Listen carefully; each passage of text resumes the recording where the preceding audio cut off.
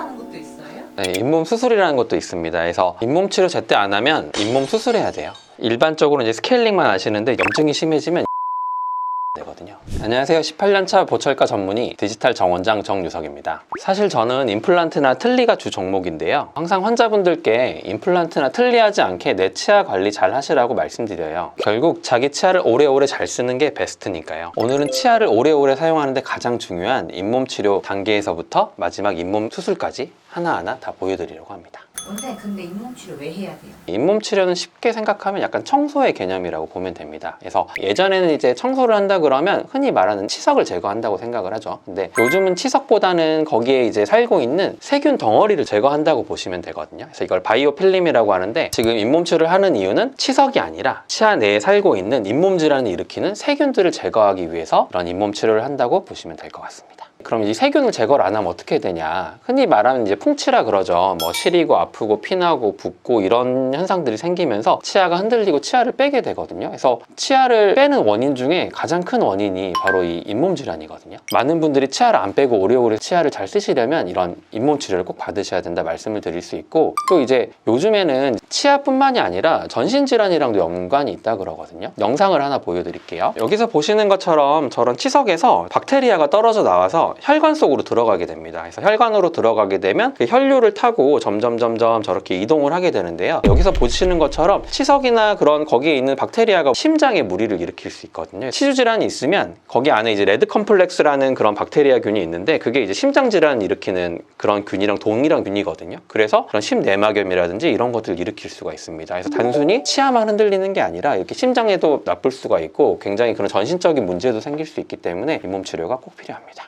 원장님 잇몸 치료 말만 들어도 아플 것 같은데 저 아픈 거 진짜 싫어하거든요. 근데 이거 많이 아픈가요? 다들 아플까봐 많이 안 받으시려고 하는데요. 이제 잇몸 치료가 생각보다 자주 받고 하면 그렇게 아프지 않거든요. 이해하기 쉽게 이 영상을 보시면서 제가 잇몸 치료가 어떤 식으로 이루어지는지 설명을 드리고 안 아프게 또 잇몸 치료를 받는 방법에 대해서도 말씀을 드리겠습니다. 여기에서 보시는 것처럼 이렇게 바늘 같은 걸로 찔러보는 과정이 이제 잇몸 치료가 들어가야 될지를 결정하는 진단하는 과정이거든요. 보통 정상적인 경우는 한 3-4mm 정도 된다고 보면 돼요. 원래 이렇게 조금 들어가거든요. 근데 문제는 이렇게 잇몸뼈가 이렇게 내려가면서 치석이 많이 쌓이고 그렇게 되면 이제 6mm, 7mm, 8mm까지 들어가게 돼요. 그러면 이렇게 잇몸도 빨갛게 붓고 이제 문제가 생기는데요. 그래서 이렇게 많이 부어있고 할 때 일반적인 칫솔로 제거하면 여기서 이렇게 열심히 닦지만 하나도 제거가 안 되잖아요. 이게 안 닦인 채로 12시간이 지나면 저렇게 제거가 안 되거든요. 그래서 이제 우리가 흔히 많이 하는 스케일링, 초음파 진동을 줘서 저렇게 위쪽을 깨끗하게 하는 저런 거를 스케일링이라고 보면 되고, 보통은 스케일링은 아시지만 이제 치근할텍수를 잘 모르시는데 치근할텍수는 저렇게 꺾어진 기구를 이용을 해서 깊이까지 부어있던 잇몸이 가라앉고 나면 밑에 있는 치석을 제거하는 치료라고 보시면 되겠고요. 그 다음 또 이제 스케일링과 이제 치근할텍수를 받고 나면은 부어있던 잇몸이 이제 가라앉게 되거든요. 그래서 많이들 하시는 질문이, 아니 이렇게 스케일링을 받고 났더니 잇몸이 다 이렇게 없어졌다 이런 말씀을 많이 하시는데, 여기 아까 영상에서도 보셨다시피 잇몸이 없어진 게 아니라 이제 부어있던 잇몸이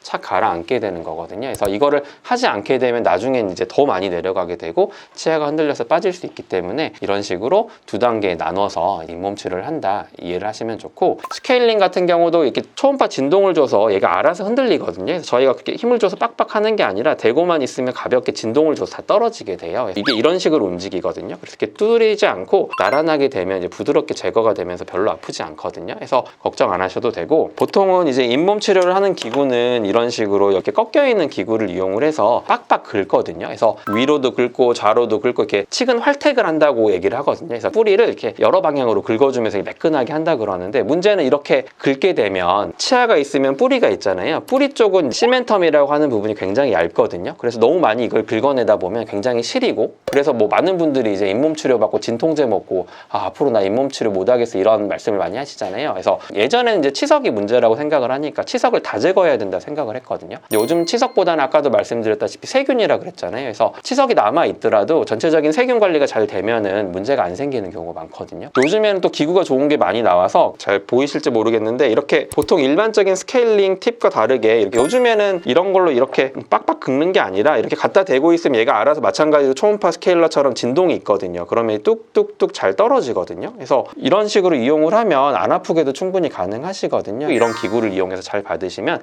통증도 생각보다 없다 말씀을 드리고 싶었습니다. 원장님 그러면 잇몸 수술은 언제 해야 되는 거예요? 예전에는 그랬어요. 치석이 주기 때문에 치석이 제거가 안 된 게 막 밑에 남아있으면 잇몸을 확 열고 거기를 이제 빡빡 긁는 그런 잇몸 수술을 했거든요. 근데 요즘은 이제 개념이 바뀌어서 수술이 아니라 비수술적인 잇몸 치료를 자주 했을 때 이게 환자분이 다시 재발하지 않고 유지가 잘 된다고 하면 수술까지 넘어가지 않는 식으로 좀 바뀌었거든요. 비수술적 치료랑 이제 수술적 치료랑 효과가 있는 기준선이 있거든요. 바늘같이 생긴 걸로 이제 잇몸을 찔러보잖아요. 그거를 찔러봤을 때 5.6mm를 기준으로 그 전까지는 일반적인 잇몸 치료가 효과가 좋고 그 이후부터는 이제 잇몸 수술이 조금 효과가 좋을 수 있다 이런 이야기거든요. 그래서 일단은 수술 아닌 걸로 해보고 안 되면 넘어간다. 그리고 그 기준점은 5.6mm가 기준점이다. 이렇게 말씀을 드릴 수가 있고요. 잇몸 수술은 크게 세 가지 종류로 말씀을 드릴 수가 있어요. 첫 번째는 이렇게 안쪽까지 이제 접근이 안 되기 때문에 잇몸을 열고 흔히 우리가 사용하는 이런 초음파 스케일러로 이렇게 깨끗하게 제거를 하고 혹시 닿지 않는 부분 아까 꺾여 있는 팁 있잖아요. 그래서 그걸 이용을 해서 이렇게 제거를 하는 게 두 번째 수술은 여기 환자분 치아가 이렇게 많이 부어 있고 저렇게 찔러보면 이렇게 구덩이가 움푹 파여 있거든요. 그러다 보면 환자분들이 양치질이 안 되잖아요. 그래서 저렇게 전체적으로 이렇게 잇몸 뼈를 깎아가지고 내려서 그쪽이 이제 청소가 되게 오목한 부분이 이렇게 다 평평하게 내리는 거거든요. 그런 삭제형 잇몸 수술이 있지만 저희는 솔직히 많이 하는 편은 아니고 이제는 한다고 하면 이제 오히려 내려간 뼈를 채워넣는 방향으로 많이 하거든요. 그건 이제 재생형 이제 잇몸 수술이라고 하는데 이 환자분 같은 경우는 이렇게 많이 패여 있고 그랬잖아요. 그래서 치석을 일단 깨끗하게 제거를 하고 저렇게 이제 뼈를 채워넣어요. 뼈를 채워놓고 뭐 엠도게인이라고 치주 재생을 도와주는 저런 주사 같은 거를 짜놓고 잇몸이 안으로 파고들지 말라고 저렇게 막을 대고 이렇게 잇몸을 꼬매는 식으로 하거든요. 그래서 요약하자면 안 보이는 부분을 이제 깨끗하게 하기 위해서 이제 잇몸 수술을 들어가고 패여 있는 경우에는 메꾸는 방법이 있고 전체적으로 내리는 방법이 있다. 이렇게 이해를 하시면 쉬울 것 같습니다. 근데 그러면 이 잇몸 치료는 얼마에 한 번씩 받아야 되는 거예요? 이 연구에 따르면 이제 잇몸 질환을 일으키는 게 이제 세균이라고 했잖아요. 이렇게 나쁜 세균들이 있다가 저희가 깨끗하게 청소해놓고 다시 돌아가는 시간이 3개월 걸린다고 하거든요. 그래서 저희는 이제 3개월을 기본 간격으로 해서 환자분들을 계속 오시라고 말씀을 드리는데 세균만 깨끗하게 한다고 잇몸 질환이 안 생기는 게 아니거든요. 잇몸 질환은 이제 유전적인 부분도 있어요. 그래서 유전적으로 이런 세균들에 잘 저항을 하는 분들은 조금 잇몸 관리를 소홀히 해도 나빠지지 않는 반면에 아무리 내가 잘해도 이제 유전적으로 좀 안 좋으실 수 있거든요. 그래서 예를 들어서 부모님이 잇몸 질환 때문에 일을 많이 빼셨다 그러면 나도 자주 가서 잇몸 치료를 받아야겠다 생각을 하시면 되고 그래서 일반적인 경우가 3개월이니까 내가 유전적으로 좀 불리하다 그러면 더 자주 뭐 2개월, 한 달 만에 한 번씩 가시면 더 좋겠죠. 생활 패턴도 굉장히 중요하거든요. 뭐 흡연을 많이 하신다거나 양치를 제대로 안 하신다거나 그러면 이론적이야 3개월이지만 정말 관리가 잘 안 되시면 저희는 한 달에 한 번씩도 많이 오시라고 하거든요. 그런 것까지 조금 고려해서 조금 생각을 하셨으면 더 좋을 것 같습니다. 오늘은 대부분 잘 모르시는 잇몸 치료 과정과 잇몸 수술에 대해서 설명드렸습니다. 사실 요즘 임플란트가 많이 발전했다고 하지만 내 치아만큼 좋고 편한 건 없거든요. 미리미리 관리해서 내 치아 오래오래 쓰시기 바랍니다. 감사합니다.